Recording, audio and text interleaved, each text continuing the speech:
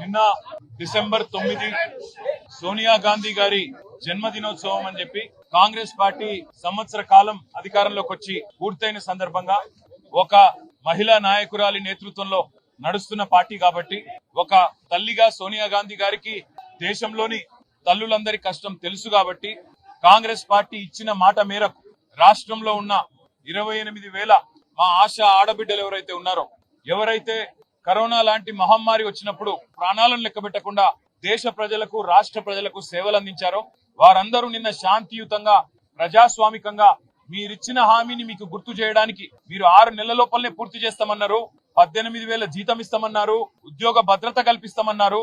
మరి సంవత్సరం అయింది కదా, 6 నెలలని చెప్పి సంవత్సరం తర్వాత కూడా పూర్తి చేయరా అని అడగడానికి నిన్న వాళ్ళ ఉన్నతాధికారి ఉండే కోటిలోని కార్యాలయానికి వస్తే అక్కడ వాళ్ళ మీద జరిగిన జులుం, మరి తెలంగాణ తల్లులుగా వారు మన ఆడబిడ్డలుగా మన కోసం కష్టపడ్డ ఆడబిడ్డల మీద నిన్న ఈ ప్రభుత్వం జరిపిన దమనకాండ రాష్ట్రంలో చూసిన ప్రతి ఒక్కరి గుండె కదిలిపోయింది.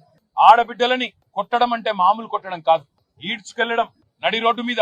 మగ పోలీసు వాళ్ళు, అసలు నిజానికి పోలీసు వాళ్ళలో మగ పోలీసు వాళ్ళకి హక్కు ఉండదు మహిళల దగ్గరికి రావడానికి. రావడమే కాకుండా ఇష్టం వచ్చినట్టు కొట్టడం, ఇష్టం వచ్చిన విధంగా భౌతికంగా దాడులు చేయడం, ఈడ్చి పారేయడం, వాళ్ళేదో వస్తువులు అన్నట్టుగా తీసి ఈడ్చి వ్యాన్లలో కుక్కడం, ఇంకా దుర్మార్గం.